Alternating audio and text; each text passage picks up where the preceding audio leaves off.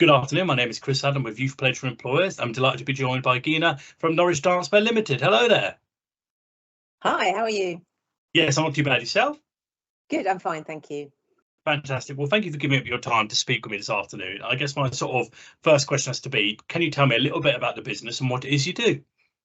So I own a dancewear business in Norwich. We also have a website that sells globally. We are a specialist business. It's a very niche business. So we supply a lot of theatres and film productions, production companies, as well as dancers, children, just doing dance for a hobby, right up to professionals. Fantastic. And what was your sort of, what was your journey into the business and how did the business come about? So I don't have a business background at all. I have a vocational background. I was actually a ballet dancer. I went to vocational full-time dance training when I was just 9 years old. And when I went away, my mother actually needed something to do. So she bought a tiny little dance shop on the Elsham Road in Norwich. And it transpired that she was actually quite savvy at business. She was a very practical woman. So she built the business up. She opened a shop in Cambridge, Yarmouth, a couple in South London, and eventually she bought one in central London. And when I gave up professional ballet, she asked me to come and help out.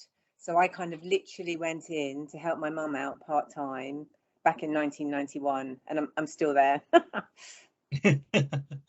No, it's fantastic. It's really interesting to hear. And what things did you learn when you were transitioning from, as you say, sort of, from one vocation to sort of, managing and being involved in a business like this? What kind of skills did you have to learn along the way?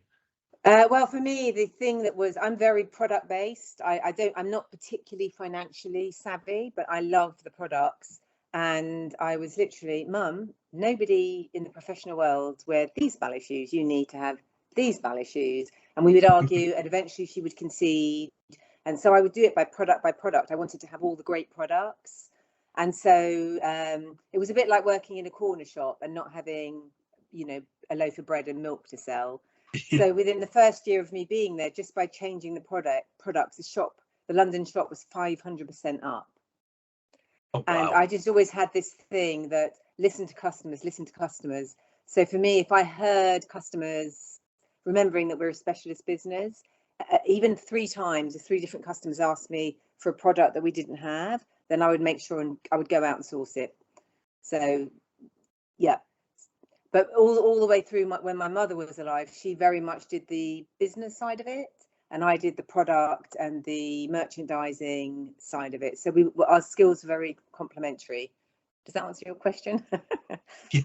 Yeah, no, it definitely does. I always find it interesting when, how do I put it, someone goes into, to work in a role where it's, it's related to something they've done for a long time. As you say, you were doing something which was, now very related to something that, as I say, was a big part of your life. And I'm always curious, how you find your previous experience helps you, in such a role. So, other than the example you gave there, where actually, you had the first-hand experience and knowing what the best products were and what was in demand, how do you feel your experience, from your sort of previous work life, impacts you in what you do now on a daily basis? Well, probably the biggest thing is fitting point shoes. So I fit point shoe. I do it by appointment from home actually as well, and I do all the point shoe fitting in the Norwich shop. So obviously you need to understand ballet. You need to understand the mechanics, the alignment, what strength is necessary in the body. So I'm also a trained teacher. So I find myself almost giving the kids a ballet lesson as I teach. So probably, and also little things like just understanding, for example, that when you're under stage lights, which are very strong, colour gets sapped out of products. So that's why when you buy your tan tights for a cabaret girl, in real life they look quite orange, but under the stage lights the colour will be sapped out. So it's just lots of little kind of industry things, as well as obviously the dance teaching. Yeah, no, it's really interesting to hear. I mean, like you talk about so many, insights there that you've gained from your, your experience, which, I mean, me as a complete layman, would never be able to, understand, let alone, maybe, someone doing a sort of similar kind of business. And, you talk there a little bit about the kind of things you do on a daily basis. And I know there's no such thing as a typical day in any job. Every day is very different. But in your role, what do the really good days look like, and what do the challenging days look like? So I actually live in London. So I took the business over during lockdown, actually, when my mother died. So I'm running the business remotely. So I think the hardest thing for me is not being up in Norwich all the time, in terms of if a staff calls in sick, I can't just be there in 10 minutes. Yeah. So that's very challenging. So it depends really. So when I'm working from home, I do all the web work. So I do photoshopping, I put new products on. And when we're up in the warehouse, it's literally picking and packing for web orders, unpacking deliveries, serving customers in the shop, cleaning. We're a very small team, so I kind of expect all the staff to be able to do everything. So what's a good day versus a bad day? I don't I don't think there is really.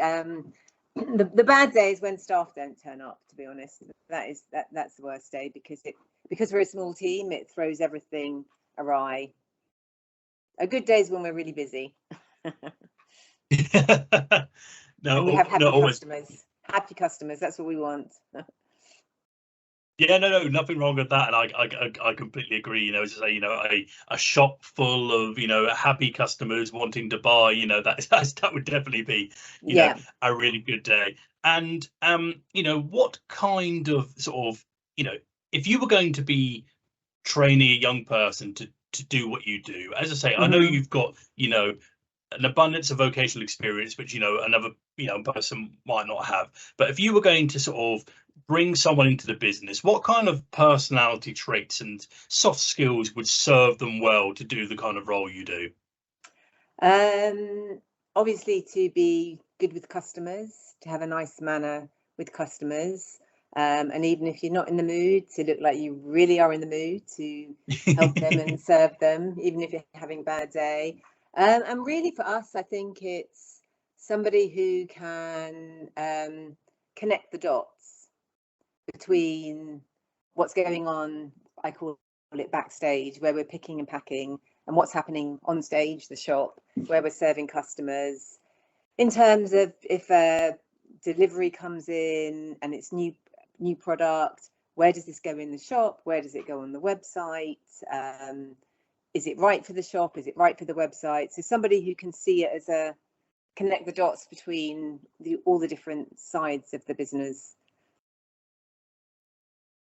Yeah, no, I think that's a really interesting point you make there, actually, that sometimes a new person coming to a role, especially a young person, it's very easy for them, how do I put it, to become focused on their exact small part of Mm-hmm. the business, the exact role they're doing. Whereas you're saying there, it's important actually to realize, that, the impact you're having on the bigger picture of a business as a whole. Yeah, exactly. I think in bigger companies, that's okay. You can have somebody that just does that and somebody that just has that. But we really have to multitask.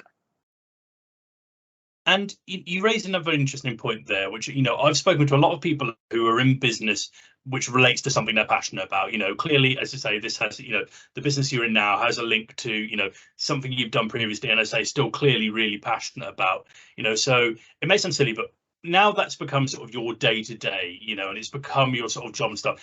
How do you keep passionate about what you're doing? Um, how do I keep passionate about it? I just, it's in my personality to always want to improve it. I've still got loads of things I want to do with the business. I, you know, so I just kind of I'm very good at visualizing, so I can see how I want it to be one day. So I just keep going, really, aiming towards that. We actually, my husband and I took over the business during lockdown, the first lockdown. My mother had just died, all the theatres were shut. The business was in a little bit of a financial pickle. We were still having to keep the website going. We didn't know anything about employment law. We had so much to learn, and we were like, and every day we'd literally wake up and say, baby steps. If we just keep taking baby steps every day and keep going, and eventually it's a year later, it's getting better. Another year later, it's getting better. So I think it's, for me, just keep going, just keep taking those baby steps. No, that's a fantastic piece of advice, and and insightful as well.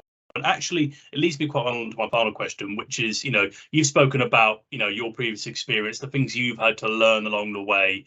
And, if you could go back and speak to a younger version of yourself, say, I don't know, 17, 18, and you're about to go out on your career path again, as I said, as we said for this conversation, you've had one career path, then come into this. So taking into account all of those experiences you've had, if you could give your 17, 18-year-old self one piece of career advice, what would it be?